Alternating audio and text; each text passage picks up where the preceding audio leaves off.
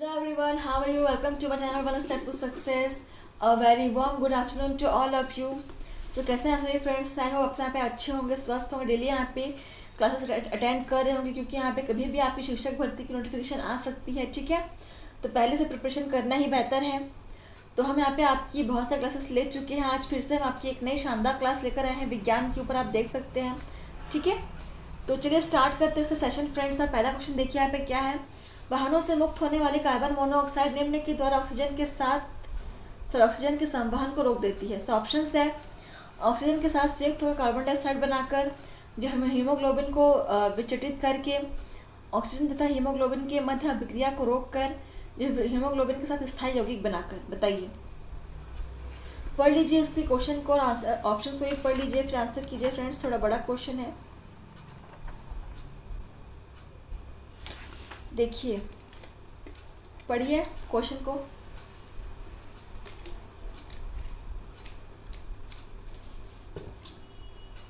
तो यहाँ पर आंसर क्या हो जाएगा? ऑप्शन डी, ठीक है। जो यहाँ पे कार्बन मोनोऑक्साइड होती है वो क्या करती है, हमारे जो बॉडी में जो ब्लड है, ब्लड के अंदर जो हीमोग्लोबिन होते हैं उनके साथ रिएक्ट करके वो एक स्थायी प्रोडक्ट बनाती है जिससे कि वो ऑक्सीजन के साथ संवहन नहीं हो पाता है, ठीक है? ऑक्सीजन का संवहन उससे रुक जाता है, ठीक है? बाइकार्बोनेट्स बनाती है। चलिए अगला क्वेश्चन देखिए। वायुमंडलीय प्रदूषण के लिए कौन सा प्रदूषक सबसे कम उत्तरदायी होता है? सो ऑप्शन है nitrogen oxide, sulphur oxide, hydrocarbon या कणिकीय प्रदूषण। बताइए, वायुमंडलीय प्रदूषण के लिए कौन सा प्रदूषण सबसे कम उत्तरदायी होता है? तो फ्रेंड्स, जिन्होंने भी अभी तक क्लास को सब्सक्राइब नहीं किया वो सब्सक्राइब कर दीजिए, ठीक है? इससे आपको डेली क्लासेस के नोटिफिकेशन मिलते रहेंगे और आप किसी भी क्लास को मिस नहीं करेंगे, ठीक है? और बिल्कुल आप हमारे जो पुराने सीजी टेट के जो क्वेश्चंस हैं, क्वेश्चन सीरीज़ है विज्ञान के, आप उनको भी अटेंड कीजिए। उनमें भी हमने बहुत ही बेहतरीन क्वेश्चन को कराए हुए हैं, PYQs भी उसमें एडेड है, ठीक है? तो उसमें से आप किसी भी सेशन को मिस मत कीजिए फ्रेंड्स, सारे सेशन को अटेंड कीजिए, क्वेश्चन को सॉल्व कीजिए। चलिए देखिए इसका आंसर क्या हो जाएगा। क्वेश्चन नंबर 117 का ऑप्शन है इज करेक्ट। तो जो सबसे कम रिस्पॉन्सिबल होता है वायु प्रदूषण के लिए, तो क्या होगा? नाइट्रोजन के ऑक्साइड हो जाएगा, ठीक है? Option A is correct. चलिए अगला क्वेश्चन देखिए यहाँ पे क्या है। सो PAN, तो यहाँ पे फॉर्मूला दिया हुआ है, तो PAN का रासायनिक फॉर्मूला क्या होगा बताना है आपको। बताइए, देखिए यहाँ पे फॉर्मूला देख लीजिए आप लोग।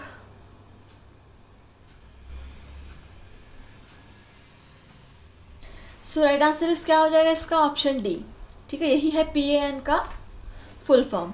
और PAN का जो फॉर्मूला है ये, और PAN का फॉर्मूला क्या होता है वो मुझे आप कमेंट के थ्रू बताएंगे, ठीक है? और बताइएगा ज़रूर। क्वेश्चन नंबर 119, ओजोन समताप मंडल का महत्वपूर्ण अवयव है। सो क्यों है ये बताना है आपको। देखिए ऑप्शंस क्या कहते हैं। यह बड़े शहरों के ऊपर धूम कोहरे को बनाने से रोकती है, वायुमंडल में उपस्थित विषाक्त गैसों से क्रिया करके उन्हें हटा देती है, जो मानव के लिए हानिकारक पराबैंगनी किरणों को अवशोषित कर लेती है, जो मानव के लिए हानिकारक जीवाणुओं को नष्ट कर देती है। बताइए, ओजोन समताप मंडल का सबसे महत्वपूर्ण अवयव क्यों है? अभी लास्ट वीडियो में नहीं शायद मैंने आपको बताया हुआ है इसका आंसर।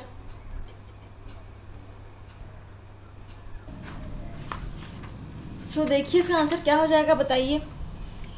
सब लोगों ने देख लिया होगा, इसका ऑप्शन को पढ़ लिया होगा।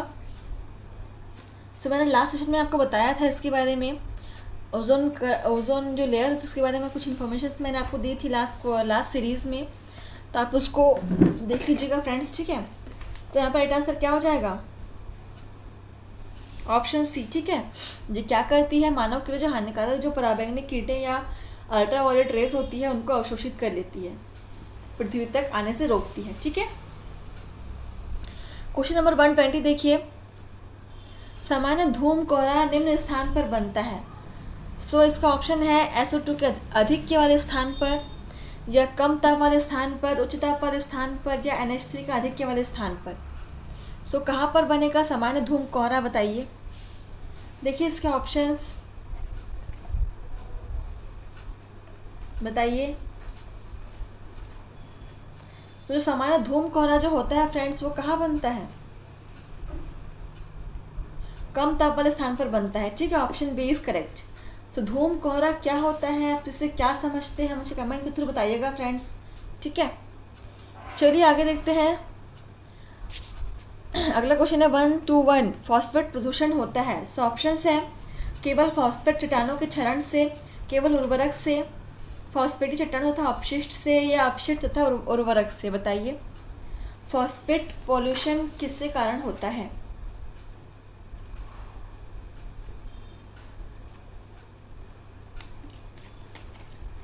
देखिए आप लोग, right answer is option D, अपशिष्ट और उर्वरक दोनों से होता है, ठीक है। क्वेश्चन नंबर 122 देखिए यहाँ पे क्या है, BOD5 क्या प्रदर्शित करता है। तो COD BOD आप लोगों ने पढ़ा होगा ना, BOD का फुल फॉर्म क्या है, बायोलॉजिकल ऑक्सीजन डिमांड, है ना। तो BOD5 है, यह क्या प्रदर्शित करता है। तो देखिए ऑप्शन है यहाँ पे 5 दिनों में जैविक ओजोन क्षरण, 5 दिनों पश्चात बची घुलित ऑक्सीजन, 5 दिनों में प्रयुक्त घुलित ऑक्सीजन, या 5 घंटों में अपशिष्ट सुधार में ओजोन द्वारा नष्ट हुए सूक्ष्म जीव। बताइए BOD5 से आप क्या समझते हैं। बायोलॉजिकल ऑक्सीजन डिमांड, बताइए। BOD COD हम किसके लिए यूज़ करते हैं पता है ना आप लोगों को, जो वाटर है, वाटर में ऑक्सीजन की मात्रा को काउंट करने के लिए हम यूज़ करते हैं बायोलॉजिकल ऑक्सीजन डिमांड, है ना। अब बताइए, हिंट मैंने आप लोग को दे दिया है।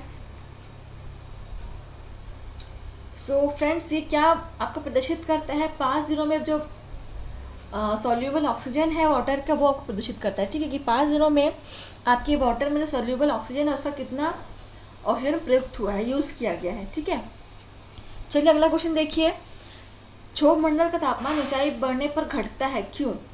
सो ऑप्शंस है वायु का दाब उच्च हो जाता है, वायु में गैस उपस्थित होती है, वायु का घनत्व कम होता है, या उपरोक्त सभी। बताइए फ्रेंड्स क्या होगा राइट आंसर।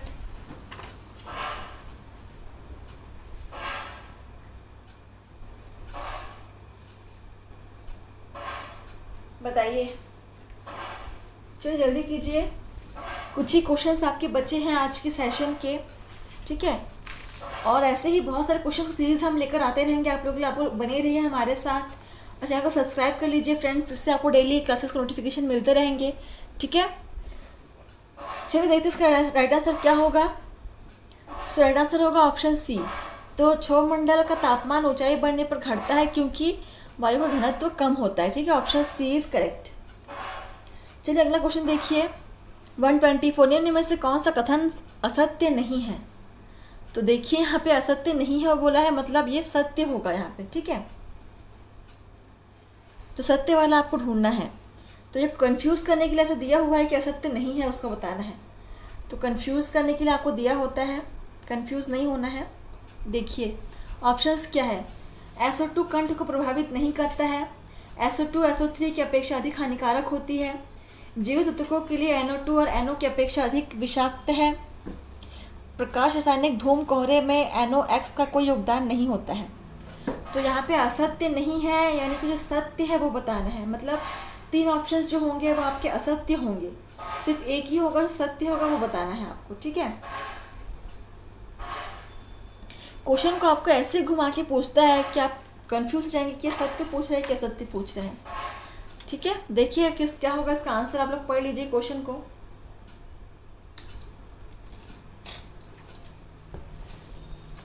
क्वेश्चन को पढ़िए, समझिए और कंफ्यूज बिल्कुल भी मत होइए, ठीक है। तो देखिए राइट आंसर क्या हो जाएगा इसका, ऑप्शन सी होगा, ठीक है। जीवित ऊतकों के लिए NO2 NO की अपेक्षा अधिक विषाक्त होती है, ठीक है।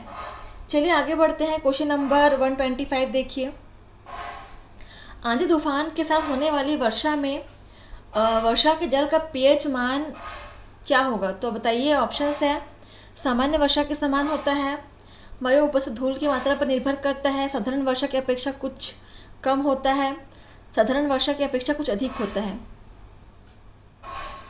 तो जो आंधी तूफान के साथ जो वर्षा होती है उसका जो pH होगा वो सामान्य वर्षा के जो जल होता है उसके pH के साथ कैसा होगा बताइए। देखिए ऑप्शंस को पढ़िए, ये भी थोड़ा सा कंफ्यूज करने वाला ही क्वेश्चन है, आप लोग पढ़ लीजिए आराम से, बिल्कुल टाइम ले लीजिए, जितना भी टाइम चाहिए आप लोगों को। तो पूछा क्या गया है फिर से आपको एक्सप्लेन कर देती हूँ। तो देखिए जो नॉर्मल बारिश होती है उसका एक निश्चित पीएच होता है ना उस बारिश के पानी का। तो पूछ ये रहा है कि जब आंधी तूफान की बारिश होती है, मतलब जब बहुत ज़्यादा आंधी आता है, तूफान आता है, बिजली चमकता है, तो उसका पीएच क्या नॉर्मल बारिश के जल के पीएच के साथ ही समान होता है कि अलग होता है, कि ज़्यादा या कम होता है, क्या होता है? तो देखिए क्या होगा इसका आंसर, साधारण वर्षा की अपेक्षा कुछ कम होता है। ठीक है, ऑप्शन सी इज करेक्ट। चलिए अगला देखिए 126, खाद्य श्रृंखला में से गुजरने पर डीडीटी की सांद्रता कैसी होगी? तो ऑप्शन है अपरिवर्तित रहती है, कम हो जाती है, बढ़ जाती है, या ज्ञात नहीं की जा सकती। जब आप किसी फूड चेन को देखेंगे, गुजरेंगे किसी फूड चेन से, तो उसमें डीडीटी की सांद्रता क्या होगी? डीडीटी पता है ना क्या है? एक प्रकार का कीटनाशक है ना, जिसका छिड़काव खेतों में किया जाता है। तो किसी न किसी प्रकार से हम भी थोड़ा बहुत कंज्यूम करते हैं उसको। ठीक है, फसलों के अनाज में भी उसका थोड़ा बहुत जो हिस्सा है वो उसमें रह जाता है, और अनाज के साथ ही वो हमारे बॉडी में भी एंटर करता है, तो हमारे अंदर भी थोड़ा बहुत कंज्यूम होता है डीडीटी। तो यहाँ पर से क्या हो जाएगा, जब आप किसी फूड चेन को देखेंगे फ्रेंड्स, तो यहाँ पे डीडीटी का सांद्रण जो है वो आपको कैसा नजर आएगा? बढ़ता हुआ नजर आएगा। ठीक है, option C is correct. Question number 127 देखिए, यहाँ पे कूट वाला क्वेश्चन है। देखिए तो आपको कूट को मिलाना है। ठीक है, सो देखिए सारणी फर्स्ट और सेकंड में क्या क्या दिया हुआ है। बहुचक्रीय एरोमेटिक हाइड्रोकार्बन, डाइऑक्सीन, अवरक्त सक्रिय अणु, परऑक्सी एसिटिल नाइट्रेट, और सेकंड में दिया हुआ है आपका सेकंड सारणी में विश्व उष्मायान, प्रकाश रासायनिक धूम कोहरा, कैंसरकारी अपशिष्ट इंसिनरेशन। बताइए, तो मिलाइए यहाँ पे किसका रिलेशन किससे होगा?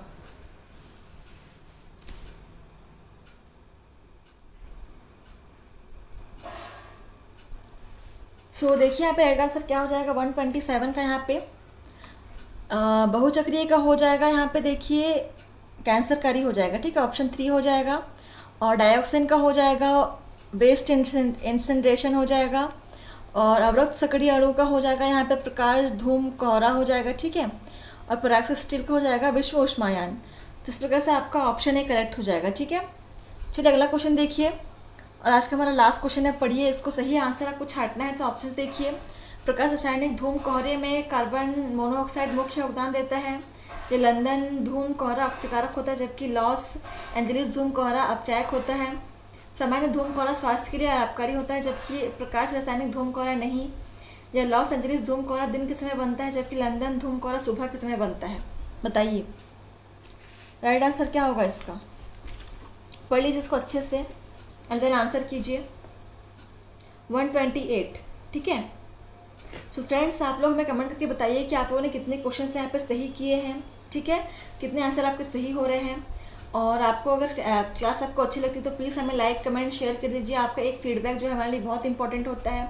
और प्लीज़ मेहनत कीजिए, क्योंकि हम भी यहाँ पे आप लोग के लिए मेहनत करें, तो आप लोग थोड़ा कोऑपरेट कीजिए फ्रेंड्स। ठीक है, सो देखिए राइट आंसर हो जाएगा इसका ऑप्शन डी। ठीक है, सो लॉस एंजलिस धूम कोहरा जो है वो दिन के समय बनता है, जबकि लंदन धूम कोहरा सुबह के समय बनता है। ठीक है, सो इस प्रकार से आपका सेशन जो है समाप्त होता है फ्रेंड्स। इसी प्रकार से बने रहिए हमारे साथ नए नए सेशंस के लिए, नए सब्जेक्ट्स यहाँ पे एमसीक्यू सेशंस के लिए। ठीक है, धन्यवाद फ्रेंड्स, आपके लिए आज के लिए बस इतना ही। बने रहिए हमारे साथ।